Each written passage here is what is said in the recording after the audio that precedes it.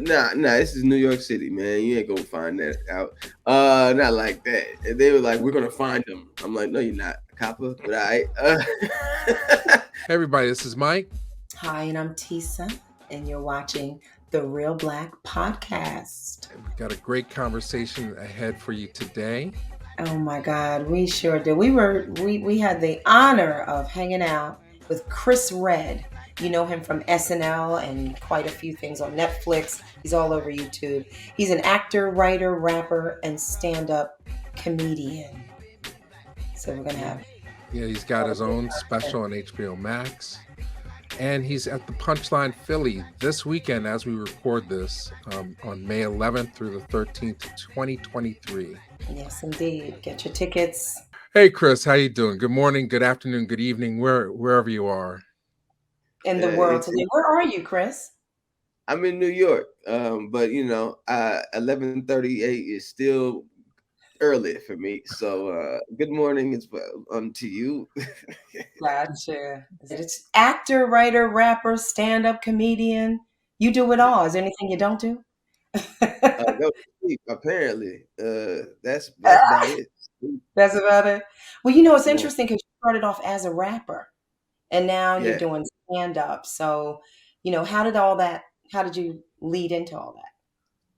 Well, I've Going always from been about like I always knew I wanted to create. You know what I mean? And so music was the first thing that really moved me, and I worked hard at that for like years. I mean, until I was like 20, 21, and it wasn't until I was 23 that I started doing comedy because like I thought I was just gonna do this. I spent all my money doing it. I wasn't seeing the return that I needed to see. And I had put everything I could into it. And so it got to a point where it was just like, man, am I gonna keep doing this for 8 years, hoping I make it or whatever time it's gonna take, or should I switch some things up and try to figure it out? And so I switched it up to comedy, which was still kind of confusing to people at the time, but it ended up being the piece of it that I really needed to make every other talent that I had fall into place. It made everything else make sense after I found comedy. But you always wanted to be an entertainer. Yeah, I mean, yeah, I was always dancing around the house. You know what I mean?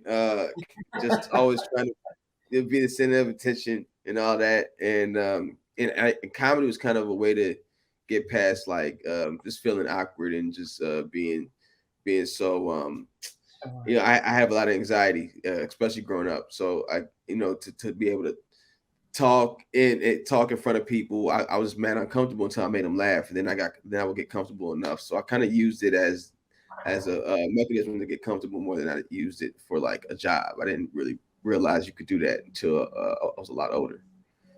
Well, who inspired you to turn to comedy then?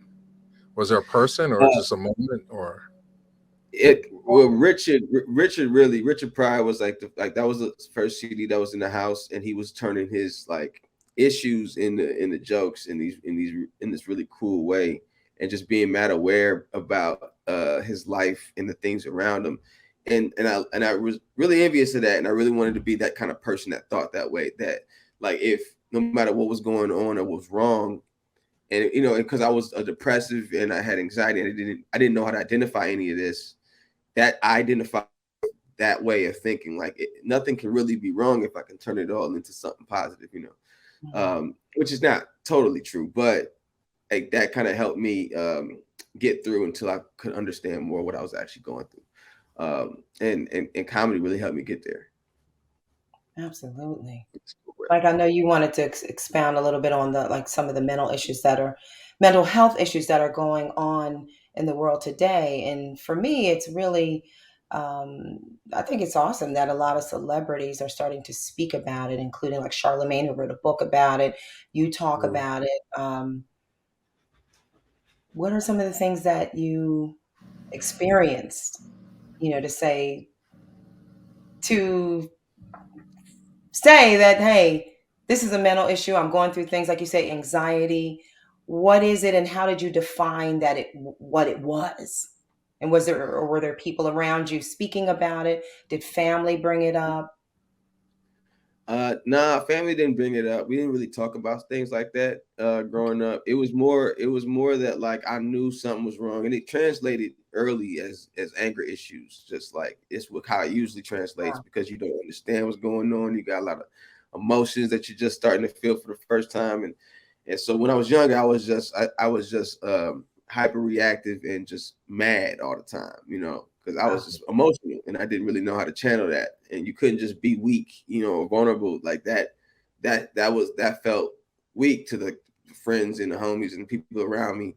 So, Sure. I just kept all that inside and bottled up. And it wasn't until I started a job as crazy as SNL can be, that those things started to bubble up and in a way that I never felt before. Like it was just mad intense. There was times where I was with my friend Sam J. She's another comedian Mhm. as well. And we were doing a show that we always do on Wednesday. So we would go to SNL Monday, Tuesday, Wednesday, and then Wednesday night after our table reads, we would go out to this show that we would do, and it would go late, and we would just be there till 2 a.m., 3 a.m., just telling jokes and doing karaoke, just hanging out with our people. And Mhm. and I was doing this show and I was killing, but I couldn't feel anything. Like I thought I heard silence, I couldn't hear it. Like the joy and the things I get from performing, I couldn't feel anything. I was numb. So at one point in the middle of the set, I just started like coming at the crowd for not understanding my jokes and not getting it. And Mhm. everyone was confused. Mm. And then I got off stage and I was like, what? And Sam's like, what's going on? Let's come outside. And I just broke down. I started crying. I didn't even know where it was coming from, but I knew something was wrong. You know what I mean? And so that was like my second, maybe my like half of like the first half of the year of my first year of SNL. Like that was 6 months in. Mhm. That's when Yeah. I kind of figured out I needed to do something. You know what I mean? Like something was Well, different. There was something I needed to figure out, and Sure. I You yeah. acknowledged it. Are you an only child? No, I have a younger brother and an older sister. A younger brother. Okay. yeah. Well, Yeah, SNL is known to be a pressure cooker in that way. Um, yeah. when you first got the job, were you aware of like how intense the schedule was going to be? I mean, were you able to talk to anybody to guide you through it? The process of being cast first year. Well, I definitely knew because in Chicago, people don't stop talking about it. Like, when you're coming up in Chicago comedy, especially when you're doing sketch and improv along with stand up, it's all people talk about is SNL and how hard it is and X, Y, and Z. And Mm. I was like known to out hustle everybody. So like I ain't never been scared of any hustle. I was like, I'll get in there and I'll do my thing. And I wasn't scared of that one. It was the first job that challenged me in that way, but it challenged me in different ways I wasn't expecting in the ways of like people having opinions on you, people just like not even looking at your comedy specifically, but because your comedy is coming from an institution, they brand it as something else that you didn't intend it to be, and there's like a lot of like idiosyncrasies that I didn't see coming, and no one can really warn you about that because no one knows how anything's going to affect you. Like there was certain stuff that didn't affect me at all that affected other people, and there was other stuff that really affected me that what I mean. So it's just all about like what you're trying to get out the job, what your expectations are. And I was pretty level headed as far as knowing that there was more work outside of SNL. I was never going to be there too long. That was never going to be my journey. My journey was never going to be there till whatever. I was like, as long as I have a reason to come back every year, and as long as I'm getting something out of this, and I'm giving something that matters, then I'm gonna be there. But the second I don't feel that anymore, I'm Yeah. out because while it's a great challenge and it sharpened me a lot, it is not healthy for me. It's not healthy for any person um, um, after a certain amount of time, but especially for somebody like me, I got other stuff I want to do, and I just know my brain. I just can't fight. I can't fight for 10 minutes every week forever. Like I just can't do that. You know what I mean? It's just not going to be a thing I do. But it was amazing though to be able to do it because there's nothing like it. Five You know what I five mean? years in the Emmy. That's great. Yeah, I feel like I did all right. I put some Yeah, numbers up. You know, you put some you numbers did up. quite you did quite all right because I read somewhere where you initially auditioned and then you Yeah. didn't get it but then suddenly I you mean, turn up on the 2017 episodes. How did that come about? Was it a phone yo, call? Were you excited? it was bananas. So like, okay, I was on the road with Jay Farrell the first time, right? So like, Mhm. I'm on the road with him. I had just done the movie with with Andy Samberg and them, and I just did a pilot with Tina Fey like a couple years ago. So between the span of like 3.5 years, I had worked with these cool people who have done well on that show, and so I guess they were like telling them about me or whatever, but I didn't expect to be on the show or anything like that. I did get the call, and I was in New Orleans. And then I Mhm. went to New York and I auditioned for the show like everybody else. And in my audition class was Alex Moffat, Melissa Villaseñor. Like they got hired that year. And so I went into audition with them. As I'm getting back on this plane, this blogger or whoever he was, no, I know who he was. Dude, Sean McCarthy. We're cool Oh, the now, but comics man, comic. he pissed me off with this. But he had Uh, yeah, comics coming, and he's a good writer. But he had like broke the news that I got the job, and I hadn't got the job yet. mm, I had just been there to audition, but he had oh, said wow. I got the job with Mikey Day because Mikey Day had gotten promoted that year. So while we're getting back on the plane right after the audition, everybody in Chicago is spreading this article that Sean wrote. And I'm like, wait, this not how you get jobs. I've gotten jobs before. This is not how it happens. You don't find out from Facebook and then your people tell you. So then I'm calling them like, yo, is this what's going on? And they're like, no, that shouldn't be. And I'm like, I know. Can someone take it down? And I got too much traffic, so no one was taking it down. And then so the whole city thought I had the job, and I didn't have the job yet. And I had Mm, heard like, Lauren likes to give you that news, and this could hurt my chances of getting it on the show. And so I started asking like all the people. I started asking Lonely Island, couple of people who on the show, like, yo, is this gonna hurt my chances? So I ended up not getting the show.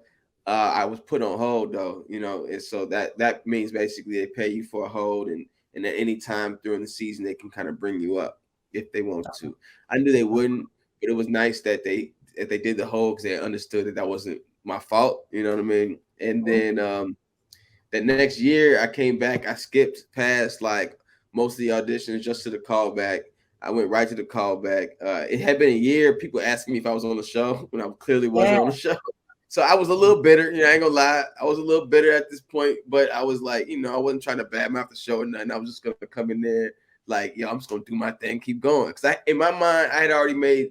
I was like, I'm just gonna be one of them guys that never made the show. I'm gonna go off and I'm gonna be successful doing whatever is meant for me. Exactly. Mm. So I went, did my thing. I guess I was funnier that time, probably because I didn't care as much and I wasn't, as nervous because I was like, I know how to do this audition. Like I don't know, you What know. did they ask you to do for the audition? What'd you have to do?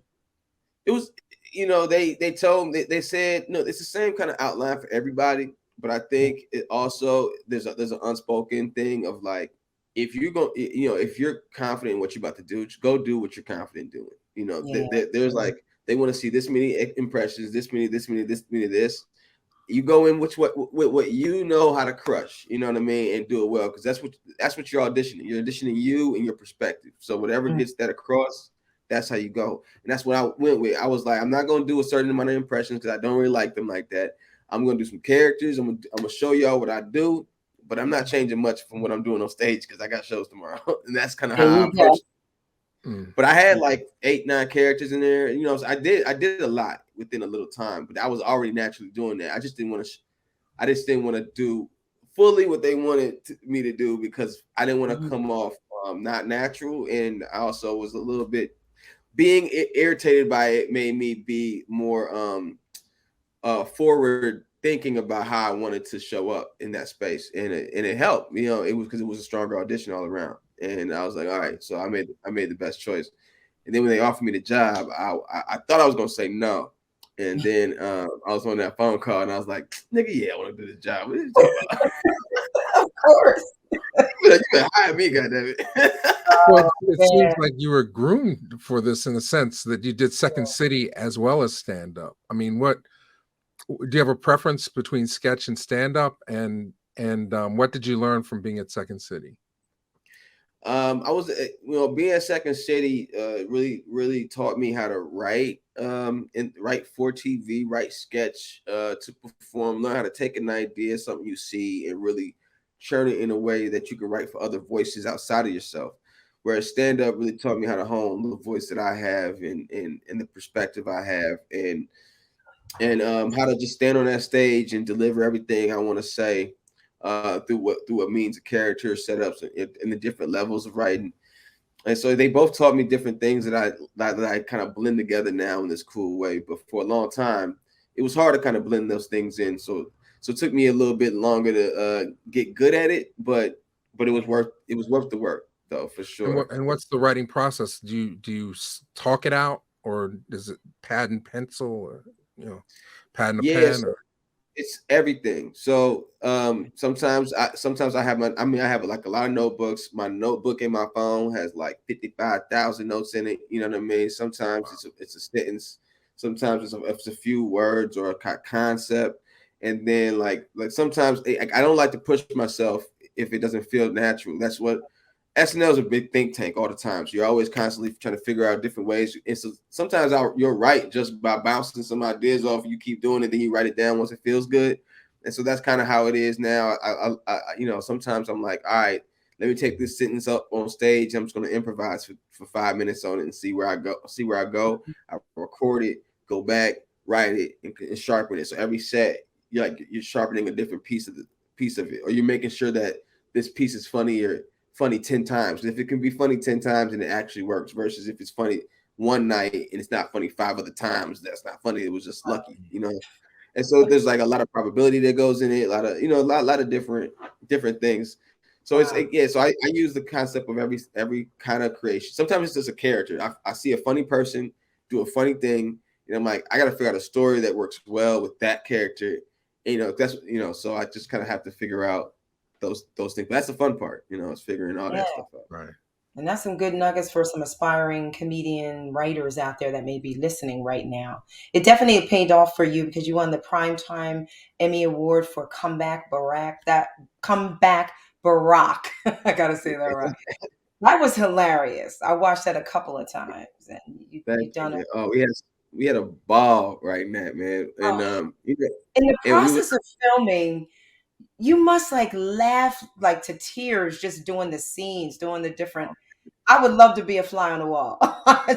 man, when I tell you that's there's I laugh a lot, but SNL was a lot of laughter what happened in Wow. that building, man, and on those sets, with them guys. And I'll be honest with you, man, we were writing that and people were not sure, because it's a building that's like, the people that watch that show, Yeah. a lot of middle America, so they don't want to go too left, too right, whatever.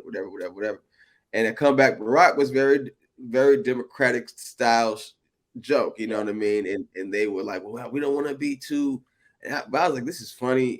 This is what people are feeling right now. It's exactly like there's very rare times where you can like speak, like you can tell a joke that everyone's feeling at one time, like, Yeah. and it was just a very rare moment, and we had to fight for that thing a little bit. And but I'm glad it went our way. I don't think people thought it was going to be as big as it was. And Yeah. I mean, Well, including Seat us. Filler is another one. It was That's another hilarious. classic sketch. That's my joint. Shout out to Gerard and the boys that wrote that joint. They still on the show now. Please don't destroy. They're so much fun to work with, man. Yeah, that joint. Cause like, see, that's a prime example of like an impression I don't have, but I like doing. Like it's like Will Smith. We're I talking mean, I about Will don't have Smith. that by the way. You know what I mean? But it's like I know how to play the comedy and something and have fun with a bit. So I that's what I think. I always thank SNL for that, because Yeah. like there's a certain confidence that show gave me in a way that like, even if I don't sound like somebody, I can just have fun with it and make it my own. And I feel way more confident about that than I did when I first got there. So I really Yeah. appreciate Your that. impressions are great. You've done like Cory Booker, Kanye West, Eric Adams, the New York mayor. Which are Yeah. do you have any impressions that you really enjoy doing more than the other? Like, was there one Um, that just stood out to you? Like, because I really did. I love the Will Smith one. That was fun. I mean, my version of Will Smith is really fun. I did like doing the song. We did a song with Method Man and Mhm. I forgot the host that night that week. But we did the Fresh Prince of Bel Air. We did our version of Yeah. it, and it got real dark. It was really fun. Oh, Um, man. but Eric Adams was one of my favorites, Mhm. just because it was just like somebody that I know. You know what I mean? Like it was just Right. because in politics it wasn't a whole lot of really fun people to play, bro. Like that, like Kanan wasn't already doing. You know, it was just like there was Corey, and Corey is a good guy. You know, and good guys sometimes are harder to make fun of because they're good guys. You know? And but and Eric is a good guy, but he's also Eric. You know what I mean? And so there's Exactly. just like And it's a level of hustler there that like I had been waiting for it. It was one of them political political impressions that just fell in my lap, and it was so much fun. And as many jokes as we wrote, I was making them up too. So it was just I just felt in right. the zone between that and Ye. Ye is the perfect amount of genius and crazy that is Mhm. just like so much fun. I love playing a crazy person, and I'm not calling him crazy all the way. I'm a little crazy, so I it is what it is. But Right. it's always fun playing somebody that outspoken. Yeah. It's always a good time, you know. Yeah. That are characters within themselves. They have different ways Yeah, they move, the way they speak, the way they talk, and it just yeah. it's hilarious. A It lot of fun things that you've done on SNL. How do they choose like what material they're gonna use? Because do you do a lot of writing and sketches, and then it's like which one? Boom, eeny, meeny, miny, every boom. every every week they have a writers night, but people have been writing sometimes since that Sunday, since that Monday. It just depends on how people are working. But you submit all your sketches, and on Wednesday we read about 48 of them, between 45 and 52 sketches. I think they may have dwindled it down because that is a lot. It got it, because there was a lot of people when I was there, so there was a lot Mhm. more slots. I think Is they it a started to go table down. read? Yeah, it's a big table read, and so Okay. you go by so even out of those like 30 to 40, 50, there was mad sketches that didn't even make the table read. You know what I mean? So when I tell you that like Tuesday night and Wednesday are some of the funniest days because there's a lot of really funny stuff that just never gets seen at all. And then on the table read, there's mad funny stuff that never gets seen either. And they just pick based off the laughs. They pick based off of how much fun the host is gonna have in something, what the host wants to do, what they Mhm. know will work, or what they high probability. So like a character that we've seen before, or like one of the more famous cast members is bringing back an idea that everybody loves, so they put more faith in that. It's just so and then it's just based off like pure funny too. So you have kind of all those things working and in Well, one, and it seems to me like if you're working on that show, you'd write all your sketches during the off season, and then you just retail with them, yeah, based on. you would think so, but that don't work often. When I tell you out of because the beauty of the show is something that happens that week can show up on that show Saturday. You know what I mean? So Mhm. it's really all about like it's hard to write for the future. You don't know what that week's gonna feel like. You don't know what's gonna be in the Yeah. zeitgeist. Then something Yeah. last summer can easily not feel like this. Like now, I did this song. I would write songs during the summer, and then I would bring them in, and I would tailor them because like with songs you can kind of get like a joke that could work no matter what, and a style, and then it's really about waiting on like the perfect thing to make it all make sense. But I had to learn how to do that, Mhm. and I eventually did for Chris Rock's episode. We did "Bottom of Your Face," and I had wrote that the summer before, but we were still in the pandemic, so it all made sense. You know what I mean? But say we had been out of the pandemic, that song would never have worked. It would just been a song that just sat there. You know what I mean? So it's Time. that's the risk. Yeah, it's the risky run. It's all about timing. Like the Barack song, we sat with that for almost a year before we did it. You know what I Mm, mean? Like we knew we were going to do a Barack song. We had to yeah. figure out the timing, the host, the musical get. We had to figure out all the things had to line up. it's a fun game. I do miss that. Yeah, I know we're talking. I miss because it's such a high stakes game of just chess, It's a you know what I mean? lot of moving parts to it, you know. Yeah. Yeah. So then, when you move on to your own show, Bust Down, Yeah. what skills are you taking? I mean, what's the difference in terms of being a repertory player on Saturday Night Live and then being an executive producer, co-creator of your own series? Man, everything. First of all, Bust Down was a black production. Yes. What does bust down mean for all the people that may not know? It means a lot of different things depending on where you're from. It I means had a something feeling. from it means to bust down your rollie for a lot of generations of people. That was the beauty of it. It's because you have four different people from four different places, and there were four different types of ignorance trying to like be friends and get through the world and get through the day. And Bust Down kind of encapsulates everything in our culture because it means something different for everybody, but everybody knows and has heard that term before. And so we just knew that our people would just react to it, and we reacted to it, and it just stuck. It was Jack, my late best friend, Yeah. RIP. It Well, was his idea to do Bust Down, the wow. title, Oh, and we were like, all yeah. right, man. You had co-created it with, it was four of you guys, right? I have Yeah, Langston Herman, Sam yeah, J, you, and of course, like you said, your friend Jack Knight, which is yeah, very tragic what happened in his life. I mean, yeah, that was a good friend of yours, I'm sure. How are things yeah, yeah, going? yeah. How you feeling? Uh, we miss him every day, man. Just on the road, I saw his mama when we went to Seattle, and that was nice. And me, Sam, and Lang still talk all the Yeah. time. So I mean, we just missed the boy. He was somebody we talked to every single day. He would jump in our group chats and start shit, and Mhm. we kind of just missed that. We try to keep that energy up, but it's Yeah. almost been a year. Still feel Yeah, like it just happened. So Wow. it's tough. yeah, Wow. but that's kind of like what led me to want to leave the show was just how much fun I had with Bust Down, and we me and him were supposed to do a lot of stuff together after the show, and with that show you're not able to do a whole bunch of things outside of it, and so I just wanted to be able to have some freedom and time to work with my friends because you never know what's gonna happen. You know what I mean?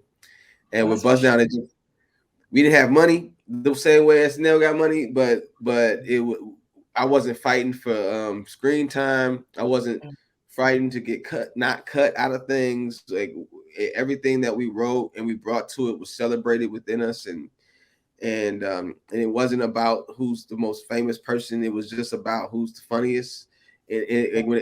For every single role, you know what I mean? It was just a very different way of creating that I was just like, man, I'm ready to do that more. Yeah, you had a We were sense of already freedom. Well, I Yeah. mean, so we were talking about this is Mental Health Awareness Month, so um, it's a different pressure when you're working on SNL, but when you're on the road, there's a lot of lonely downtime. I mean, does that affect you emotionally or spiritually? And you if so, know, how do you cope? uh, you know, I've never really, I've always kind of been doing this on my own in a way. Like you always need people, so you're never fully alone. But like, Mhm. the alone time I'm not bothered with. I'm really comfortable in myself and I know myself, so I have a lot to do. So I know how to fill time.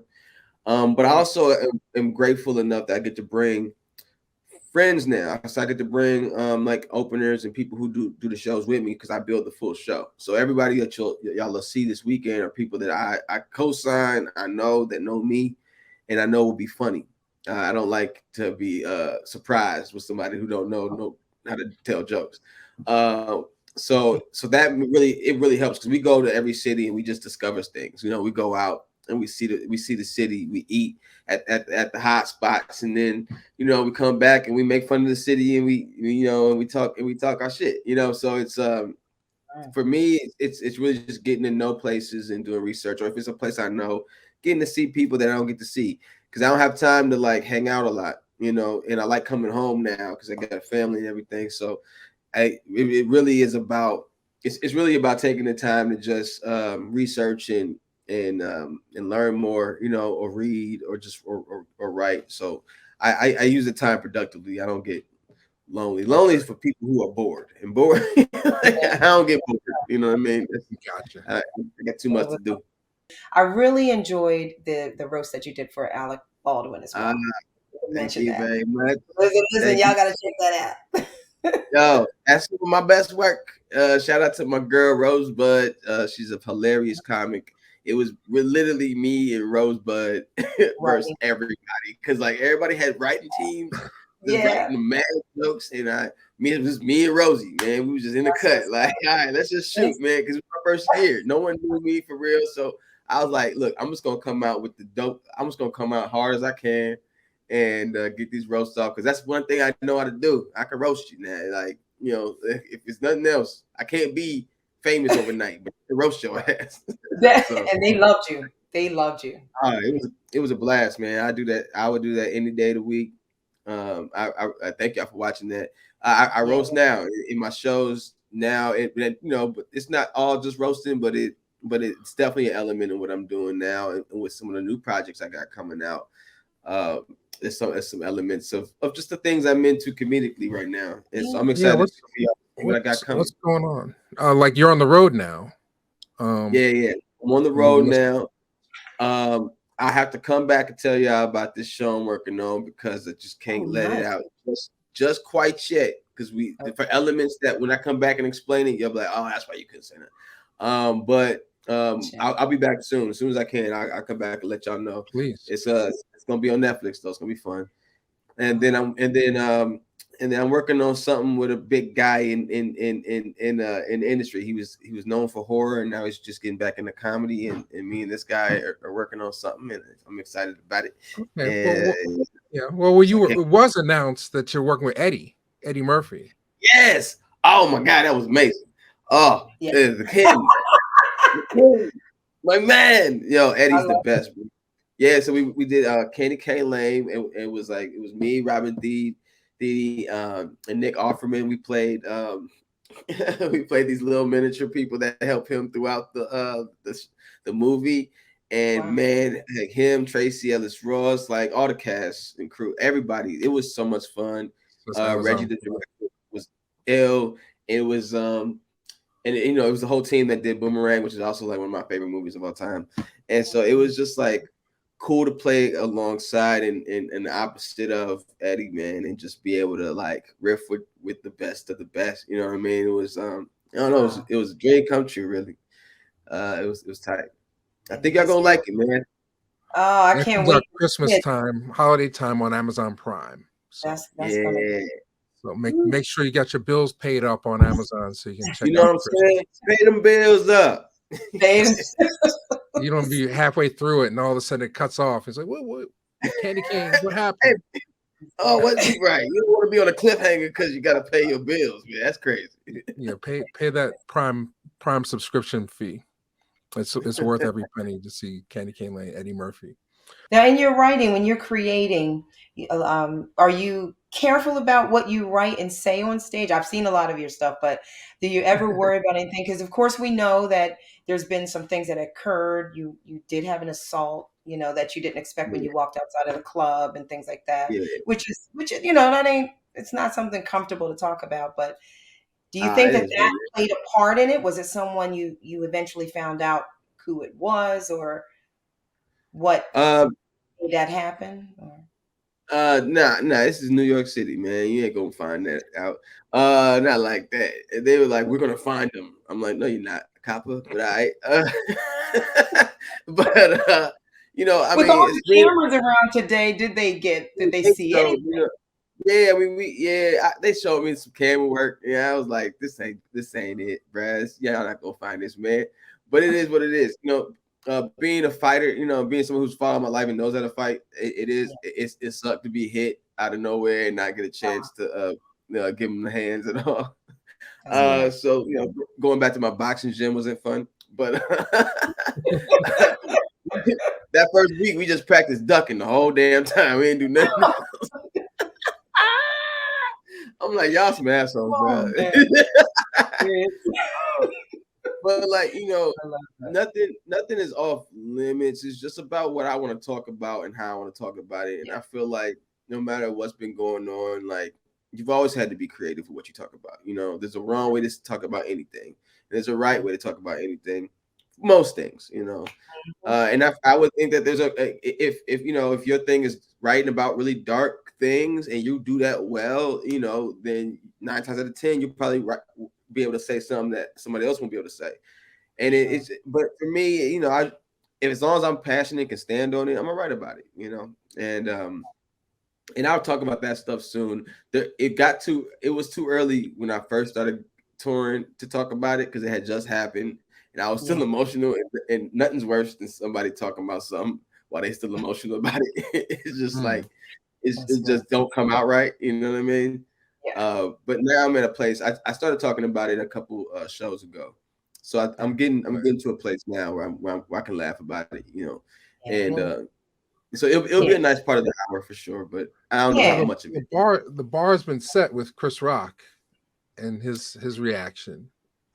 Yeah. But he got slapped though. He saw it coming. You know what I mean? People be comparing. That's not fair because he had a whole runway to see that man. You know what I mean? Like, it's funny. That's true. Yeah, like the runway. That's so true. Mine was like y'all know the little weasels you always hit at the circus. It was like a weasel hit me back. You know what I mean? Like. Wow. It was interesting to me that people had a problem with him talking about it because I was like, bro, everybody talked about it but him. That's right. But him, exactly. The one man that should be talking about it was him for sure. The writer's strike is happening right now. Yeah. And one of the big issues is artificial intelligence. I mean, are you paying attention to any of that stuff that's going on? Deep fakes. Oh yeah, man. I downloaded AI. I tried to have him write a script for me. It was ass. It was not good. So listen, I'm not saying the fears are legitimate. I'm just saying he ain't caught up yet. Is what I'm saying. Right. I had AI try to write a Drake verse, and it was awful. Oh, it was so bad. It was like. They can't get our soul yet. You know what I mean? No. We're at a place with AI where the creator is scared of it. So that's a bad sign if the white man who made it is terrified. I think that should be a clue of some kind that we should be walking on eggshells with it. But it could also end up being an amazing tool for writers. There just needs to be a clause. And I agree with that 100%. Like we got to have an understanding and clause going into this. You don't want to come to work and a coffee maker is replaced your ass. Like that's insane. You know what I mean? Like, nobody wants that. But it could also be a cool tool to use to just to make the writing process easier and more creative. And a cheat sheet from what I've seen. Like it can structure whole scripts for you. Like the scripts ain't funny, but it can structure everything. It took me a year and a half to learn how to structure that good. You know what I'm saying? And that thing learns 10,000 times faster than any one person. So, it's definitely a point of contention. I think a lot of people who don't use it yet are like rolling their eyes at it because they still don't see how advanced it could get or how advanced it is. But after playing with it a little bit, it's very fun and it's very cool. Yeah. But it's definitely something that they should have a understanding about. Well, I don't know how involved you are if you're walking the picket lines or anything like that, but it seems to me also the streaming they don't pay royalties or residuals, right? So no man. We were because I'm doing a non-union thing right now that I can't tell you about yet, but I will. But I'm supporting all of the writers, all my homies, all the projects that we're supposed to be writing right now are paused, everything like. I'm supporting WGA strong, bro, because a win for them is a win for all of us creatives. So I'm definitely as involved as I possibly can be with that. And I just want them to pay them, man. Just pay them so we can get back to work, dude. Damn. Yeah. Skydiving. Oh man. You did it one time? One time so far. I'm hooked though, man. I'm hooked, Mike. I'm hooked. You I'm still Okay. jumping out of alive? everything. I'm jumping out of all the things. Yeah. Well, talk us through it. Is that a chunk in your show? I don't want to give away your show, but I've never uh, been skydiving. So not yet. Sometimes I don't work on the most obvious things. I don't talk about the most obvious things in my set. Like Yeah. skydiving, I was like, oh, that's a big thing, and I know I can find something fun to talk about in that. Like I like to dig into the other things, but I will definitely talk about that eventually. It was something that I just got an email and like, yo, you signed up for skydiving on Saturday. I'm like, oh, okay. So we all showed up, and I didn't want to back out. I didn't want to punk out. You know what I mean? So I got, we sat there for a while listening to people talk about falling out of planes, and you're supposed to make it more comfortable, but it did not. And then you watch this video of this old man with this big old beard, bro, and his Wow. whole video is to tell you that if you die, you can't complain. I'm like, you're right. Disclaimer. You cannot complain if you die, because dying happens. I'm like, all right, I didn't need this video beforehand. You should have played this after. Right. It's crazy because when you're on the plane, you going up and you high, bro. And so I got to a point, I was like, all right, we about ready. And dude was like, we're not even halfway up. Like, nigga, what? How are we not? You know, it was changing your sky. Ain't no changing your mind. I mean, you could go back down, but that's embarrassing. It's just you and the pilots going back down like you a punk. You know what I mean? I couldn't do it. I couldn't. Nah. I couldn't. I ain't want to ride down with that man. I ain't want to talk about how I give up on things. Well, your hat says leaders. I like that hat, by the way, that you're wearing. You know what I'm saying? I was fourth, but I am a leader. And I thought I was good. I thought I was good, and then he hooked us up, right? And we inching towards the front. And I'm like, all right, now here you go. And then I look down, I'm like, oh nigga, why are we up here? and he was like 1, 2, and he ain't say 3. And I know 3 come next, but he ain't say 3. And so I'm like, where's he at? And he just yanked us out. And if you see my face, I'm like, I thought I was gonna die. For that 5 seconds, we flipped. And then after that 5 seconds, it was the best feeling I ever felt in my life. It was like, it was immediate fear to immediate freedom and like this exhilaration. It was amazing, bro. I can't even explain. I can't articulate enough of it yet. I guess that's why it's not in my set, because I'm still trying to process how beautiful it was. I will say, you know what I mean, make sure you wear some baggy pants, because when you parachute, I don't know what it is crotch wise, but protect your neck. What about breathing? Like when you're out there, how's the breathing? There's so much air. There's actually more air than people. Okay. It's so much I know there's a lot of air, but like, does it affect your nostrils? Or you don't gas? It's just like if you're on a roller coaster that's going mad fast, or if you put your head out the window, you can still breathe. It's even better than putting your head out the window. Your head out the window feels like it's more like even harder to breathe. It's you don't think about it. Like that's I'll say that. I never thought about it once. Like I did think about it before I did it. Like, yeah, breathing must be crazy, but it really isn't. It's just it's more about your like all your muscles and every kind of ounce of fat on you is just like flapping all over the place. It's wild. Wow. I'm so glad you got to do that. I would suggest it. I would. Is that the wildest thing you've done since you got some money? Absolutely. Yeah. Okay. Absolutely. I know you talk about taking your friends out in your first special on HBO Max. Yeah. I mean, they haven't talked about. Yeah. I mean, that was wild. That was a wild time. You know, I don't regret nothing. I would have done it differently and maybe 4 times less than I did. Oh, you really were big pimping. Man, I was just wilding out, bro. I hadn't had money before, and I was just, You know, Mm. hadn't had a break or money, and that's two bad combination of things. And and a lot of yes men around me. So we went in and we made some memories. But not like that now. I'm trying to build a future, but You know got what? that out of my system now. Right. Elon Musk took away your blue check. Yeah. How did that happen? Mm. Oh Making man, you pay for it now. what will I do, Elon? Uh, No, I'm not paying for that thing. That's stupid. I'm not paying for that. I ain't never paid for it. I ain't gonna pay for it now. That's weird. I don't know. I just that's don't weird. care that much. To be very honest with you, like it's just it's not a thing I care about. I'm still on the app, and I use it Right. just about as much as I ever really did. Sometimes I have more fun with it than others, but it's just not an important thing to me. And I still got it on Instagram, so as long as you don't own that too, we good. Yeah. Mhm. Well, that's the other guy, Yeah, so Zuckerberg. Got that one. He's like, I hey, need an extra $5 billion this week. Let me start charging. Yeah. right. You know. It's all It's about the crazy, money. man. It's really all about the money, and I mean, if more people want to pay for that kind of thing, then more power to y'all, bro. I just don't understand why.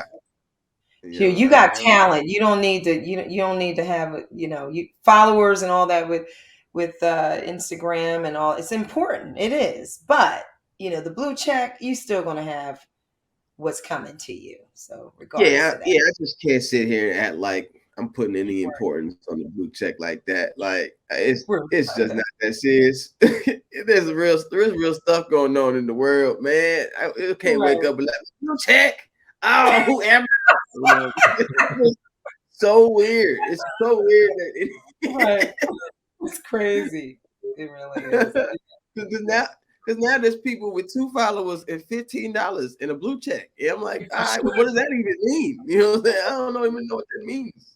For sure. So It's gonna change the meaning of it. I gotcha. And then are you following the basketball? Oh my God, this is one of the best playoffs I've seen in a Mm. long time, my boy. Oh, I'm watching every day. I watched last night. I can't wait for the game today. I'm I'm wishing I kind of want the Warriors to just give us a good run though. Give us like a good Close. run up, We'll see though. Is basketball one of your favorite sports, or do you prefer like football, or what do you? Absolutely. I mean, I come from like football, basketball household, so we watch football, basketball all the time. I haven't been watching as much football just because like when I'm in a season of writing and creating, I can't watch a whole lot of stuff. So it's kind of like I gotta pick and choose. But when playoffs come, I usually never miss basketball playoffs. I love basketball. Like I can watch every team. I know about everybody. So it's like there's always somebody for me to root for. So what I mean, it's just and it's like a great time right now. All the teams are evenly matched in a cool way. So there's always everybody has a different style of gameplay I like to watch. So it's been fun. It's just been fun to be a part of. Chicago next year. But Golden State's your team?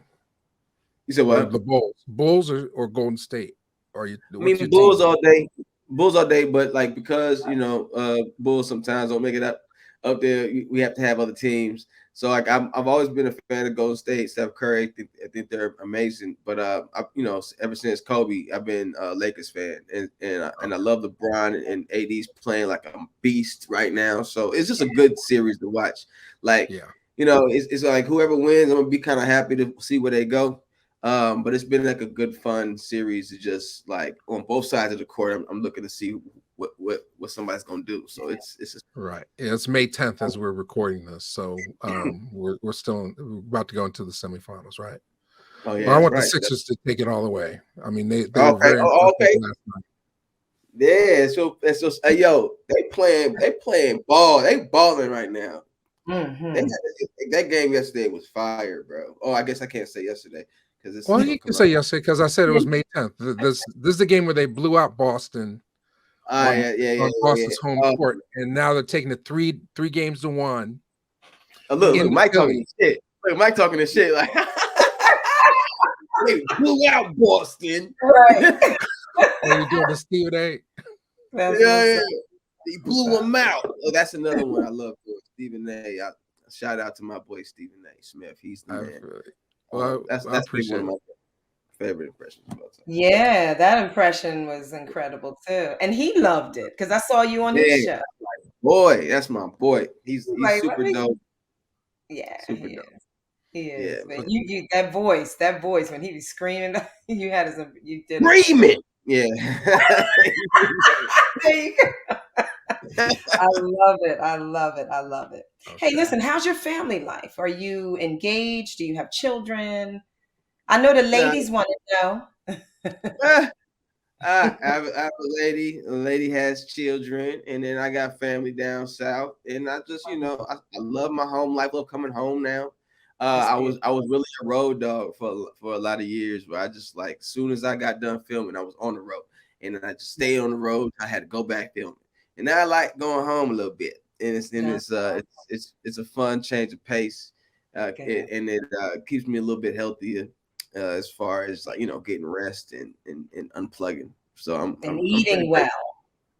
And eating well. good, yeah, and Yes. fully shopping. I was in LA by myself, and I don't know how to shop by myself no more, man. I bought half of everything I need. You know what I'm saying? I was like, she does the other half. Like, I had chicken, no seasoning. I had drinks, no ice. It just messing up. I was just messing up. That's It's funny. been good, man. Well, I know I we gotta can't wait jump to off see soon. you. Y'all are amazing. Y'all gonna come to the shows? What's up? Yeah, Tisa's gonna be there Thursday. I'll be there Friday. Thursday. I check. So Hey, all right, cool. So I gotta warm up a little bit for Tisa. I gotta warm up. Thursday's my warm up show. They don't be named up.